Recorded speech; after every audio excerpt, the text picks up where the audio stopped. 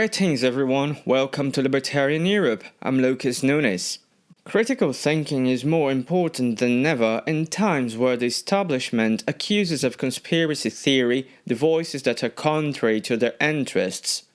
Conspiracy theory is a fashionable term, but now it's being used against anyone who dares questioning a mainstream narrative. People that are concerned about certain events or ideas are being treated like heretics that should burn at the stake if they dare to question the government, the mainstream media, the academic world, big corporations and other figures that can be considered as authorities. This episode is not about endorsing conspiracy theories and denying their existence. They do exist. But it's important to think of how dangerous it is to become a complicity theorist. What I mean by complicity theorist is someone who is willing to comply to whatever narrative is being spread by any kind of authority, disregarding the veracity of its content.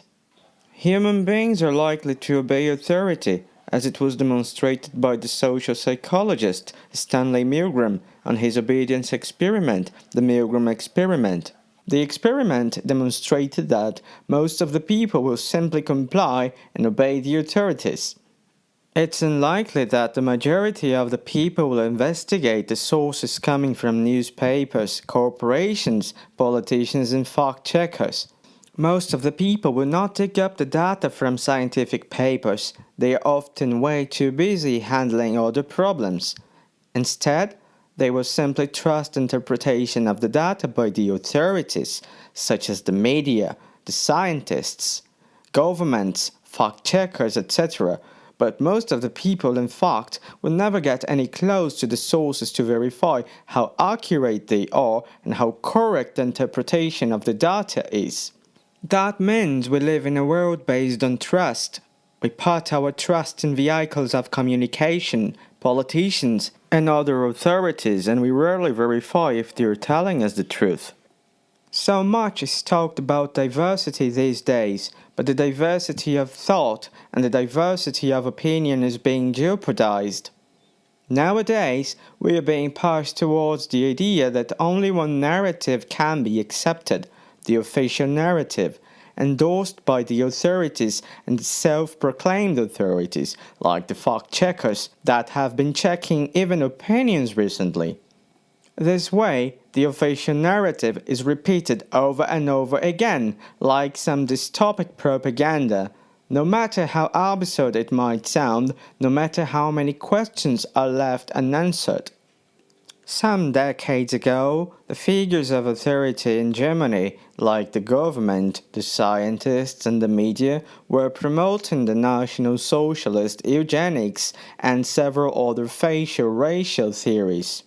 These ideas ended up with concentration camps and the Second World War. In the USSR, disinformation campaigns were constantly promoted and those who disagreed were heavily punished. In totalitarian regimes that are still standing, like China, Cuba and North Korea, disinformation campaigns are promoted by the authorities and there is a massive suppression of the truth to construct a rhetoric that will only be in the interest of the authorities. For example, the tragic Tiananmen Square massacre that is heavily censored by the Chinese government. Most of the Chinese never heard of this event. In Cuba, the people were taught to believe that they have an outstanding healthcare system when, in fact, Cuba doesn't even have access to technologies that are popular in most of the average countries, such as an ultrasound machine. In North Korea, for example, there are very absurd lies being told to the people by the authorities. And as the people were not allowed to verify them, many of them end up believing things like that Kim Jong-il have invented the hamburger or the reason why the internet is banned is to protect the reputation of the West. So that North Koreans won't hate the West too much, as the West is a terrible place according to the narrative of the government of North Korea. Not only totalitarian regimes spread misinformation. One of the largest recent cases where authorities got it wrong was in 2003, when the United States, under the government of George W. Bush, invaded Iraq, accusing the Middle Eastern country of having weapons of mass destruction. Hundreds of billions of dollars coming from the taxpayers were spent to fund this war, and an estimated 460,000 lives were lost in Iraq from March 2003 to mid-2011, according to a statistical research published in the Public Library of Science Medicine Journal. In the end, no weapons of mass destruction were found, admitted Charles Duelfer, the CIA's top inspector, in the final CIA report in 2005. Another big case happened in France in 1986, when the French authorities deliberately suppressed information about the spread of radioactive fallout from Chernobyl. The government of France had alleged that the radioactive cloud had stopped at the French borders, and later that became a huge scandal, as it was not true. That was not the first time a French government had done such a thing. One of the most iconic scandals of official misinformation was the Dreyfus Affair. In 1894, the captain of the French army, Alfred Dreyfus, was convicted of treason. He had been accused of communicating French military secrets to the German Empire, but the truth is that the Major Ferdinand Esterhazy was, in fact, the one giving secret military information to the German Empire. Esterhazy was judged in 1898. He was found not guilty, but he was forced to resign. The French government didn't want to look bad and simply kept Dreyfus arrested, as he was a perfect scapegoat. Dreyfus was in Alsatian. The region of Alsace had been lost to Germany a few years ago. His first language was German, and he was a Jewish in times of huge anti-Semitism. The government didn't change their stance for several years, and they kept pushing the lie that would fit them better.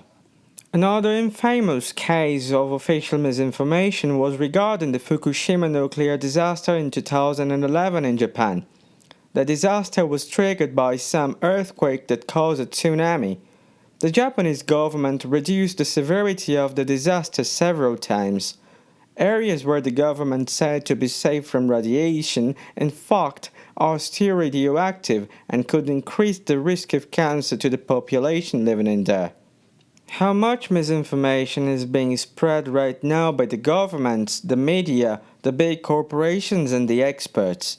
As we can see, all these groups can produce false narratives simultaneously, and that happens frequently.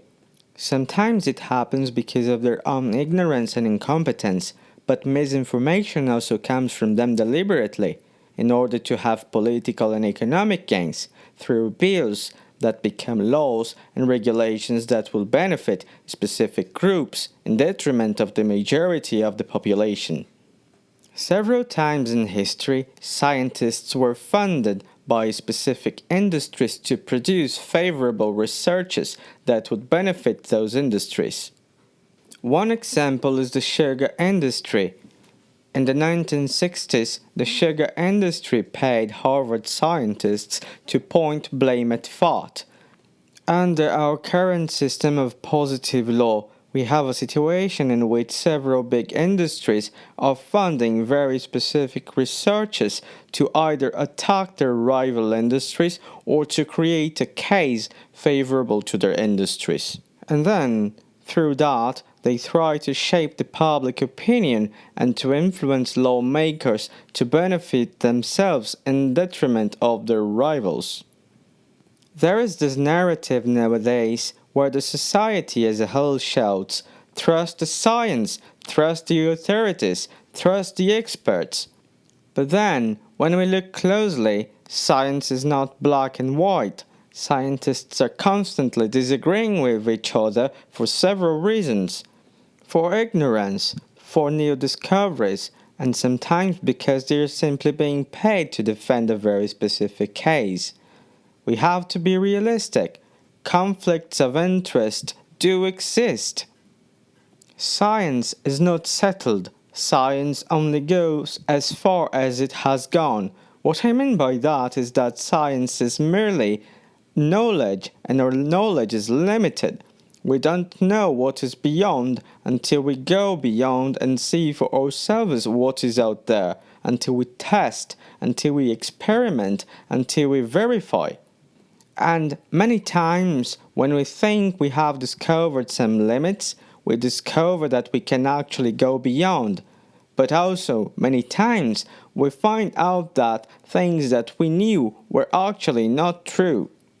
But then, how do we spot what is true and what is false? Well, we need freedom to question things, we need freedom to verify information, and we need freedom to say things. We don't live in some ideal world in which people are never lying, in which there are no conflicts of interest. In this episode, I have just tried to summarize a few big examples in which those figures of authorities have created very big lies. But wherever you live, whatever is your political alignment, look at the history of your country, your city, your region. How many times didn't you hear some politician lying? How many times didn't you see someone lying in the court? People are always defending their cases for several different reasons. The production of knowledge, the production of science comes out of debates, of conflicting ideas. Without friction, there is no development. But also, it is very dangerous to give up our personal responsibility over what we believe or not, and to handle this responsibility to a third party. If you are not thinking for yourself, someone else will be thinking for you, and then there are high chances that what this person is thinking for you will not be in your best interest. We cannot go back to the times of Galileo Galilei, an era in which the establishment would determine what was the truth arbitrarily. A dark period of time where asking questions and coming up with theories that could shake up the status quo would get you punished. We need freedom of speech and we need freedom of thought to continue advancing. Most of our development, where most of the global population left the poverty, happened over the last 2 centuries, when we started to enjoy plenty of freedom of association, freedom of thought, freedom of creation, freedom of entrepreneurship. We need to keep this system alive if we want to have prosperity and peace. A world full of technocrats and autocrats existed before, and it still exists in the most oppressive places of our planet. And in a world like this, there is only poverty and tyranny. Before accusing somebody of being a conspiracy theorist, individuals have to look at themselves in an honest way to analyze if they are not being complicit theorists that are simply being played by big players. Real critical thinking comes with questioning, researching, and real understanding. If you are not being allowed to question some subject that you do not perfectly understand, then you should be suspicious about it. We must never fall for the fallacy of the argument of authority. Many agents in position of authority right now want us to give up the sovereignty over our minds. But be aware, if you're not in control of your own mind, someone else will be. So, we have reached the end of this episode. If you like this content, share it with your friends and please subscribe to our channels. You can also support us with some donation at our website, libertarianeurope.com. There you can also find a lot of interesting content, not only in English but also in other languages. Thank you for listening to this podcast. See you again soon. Stay brave and most importantly, stay free.